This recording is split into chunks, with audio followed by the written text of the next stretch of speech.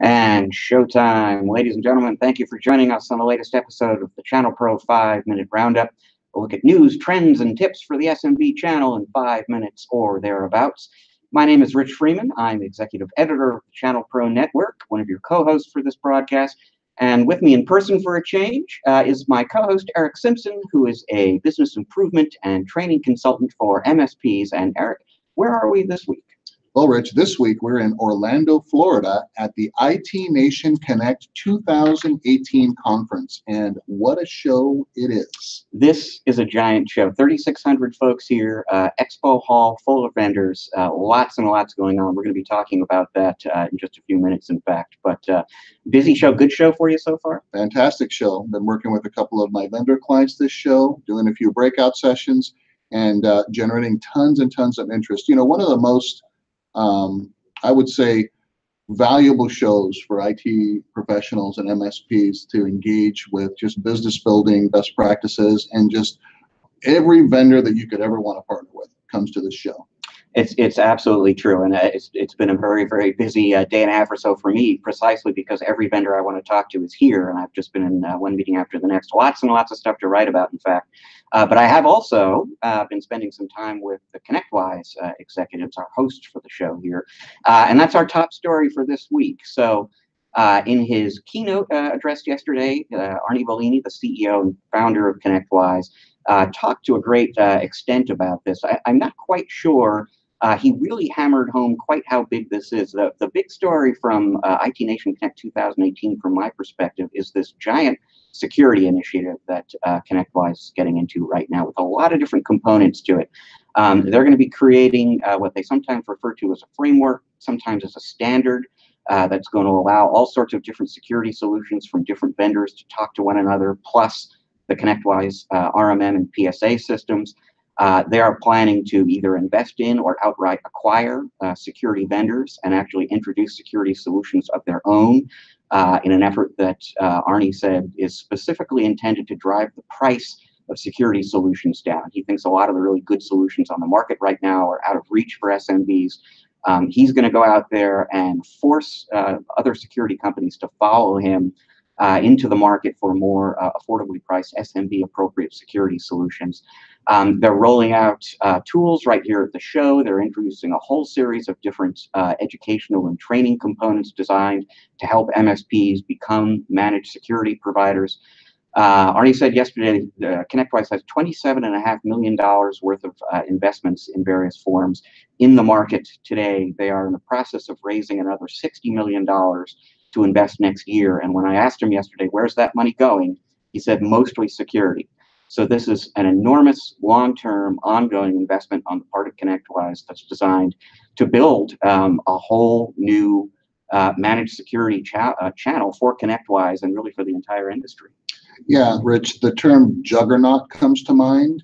I think you know, as we continue to watch ConnectWise and Arnie's strategy unfold, I mean, there's just no other word that I can think of that encapsulates, you know, where ConnectWise is going and how they're building and adding to this ecosystem, you know, for their partners. It's really something to see.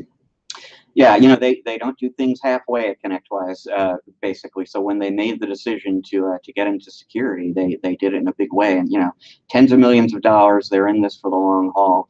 It's worth pointing out they are not the only managed services platform provider that's taking security very, very seriously. Continuum made it clear that is their core strategic objective or focus area.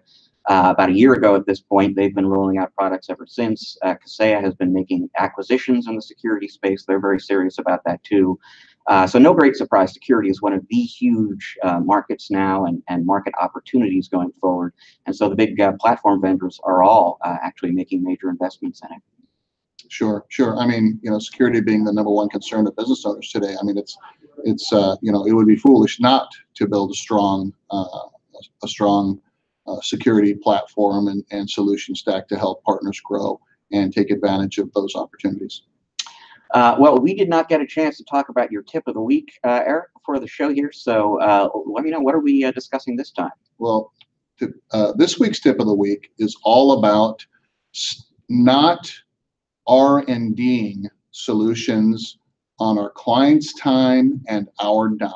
So I want to bring in some perspective from kind of mature enterprise sales organizations. When clients come in and say, hey, you know, we're interested in this XYZ solution. As an MSP, typically, if we've never touched it or heard about it, our sales team probably says, oh, sure, we can do that. And then we end up R&Ding the solution on our dime and the client's time. And that typically leads to less than satisfactory results and lowered customer satisfaction and potentially, you know, negative margins. So what I would like to talk about today, Rich, is adopting the enterprise approach of pilot programs or proof of concepts. So this is where the client expresses their need. We may not be familiar with the solution or service. And what we will do is we will engage the client in a pilot or a proof of concept that they pay us for. Say, you know, Rich, you know, we really don't have a lot of expertise there, but here's what we can do. Let's put together a proof of concept. Let us, you know, build out the solution in our lab. Let us work out some bugs. Then let's roll it out to maybe a pilot group of your users, and then work out the kinks and all of that. And you pay us for that, and here's a quote for that. And then once we get it all figured out, then we'll roll it out to the rest of the user environment. And then we'll quote you on what that will take, because we'll have a real good idea and understanding of what it's going to take to do that from that point forward. And this does two things for us. It builds trust and confidence in our clients because they know that, you know, they're participating in this. We're working on it together. It builds teamwork and collaboration with our clients, building more trust and loyalty. And of course, we don't lose our shirts while we're trying to figure this out or overquote it so high that the client, you know, feels like, holy cow, I can't fit that into the budget. You know, and one of the things I love about that is I'm one of those people who really believes that 80% of success in business is setting expectations appropriately.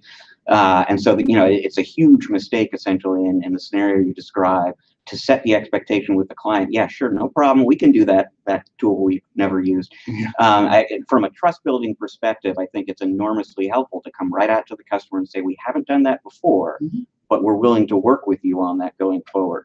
Sure. Yeah. And again, this is what, you know, big enterprise organizations, more mature sales organizations, service organizations do, and they'll bring in the vendors to participate in these proof of concepts and things like that. And sometimes, you know, even convince the vendors to have some skin in the game, right? So maybe defray some of that cost, maybe make available their higher level solution architects, or maybe their software licenses or hardware for a specific term until we figure it all out, understanding that we will sell a solution to the client once we've worked out all the kinks.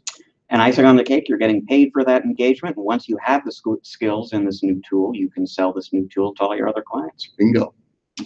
Well, we've got time for just one more story here before we need to get back out to IT Nation. And that has to do, for those of you looking for a shortcut for Thanksgiving dinner. You know, it takes hours and hours to make a turkey and all the fixings, and the good folks at Pringles have an alternative for you. It's their Thanksgiving dinner flavored Pringles variety, which will be available soon, temporarily, just for the holidays. It's an entire Thanksgiving feast in a can full of stacked chips, Eric, and I think it's just genius. Sounds delicious. Doesn't it?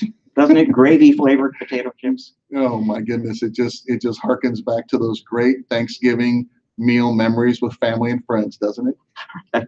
And a plate full of chips. Thank you. Thank you, Pringles.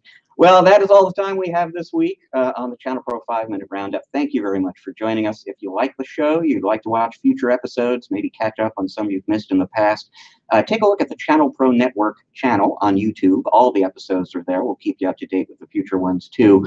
If you're interested to know more about what's going on at IT Nation this year and just more about the industry as a whole, visit ChannelProNetwork.com on a daily basis. We've got information about growing your business and coverage of news in the industry every day up on that site. To learn more about the work that Eric does with his clients, you want to visit ErickSimpson.com. He will give you all the details there. We will be back next week for another episode of the ChannelPro 5-Minute Roundup, I think from separate locations this time again. Until then, please enjoy the rest of your week. Eric and I are enjoying the rest of your week already.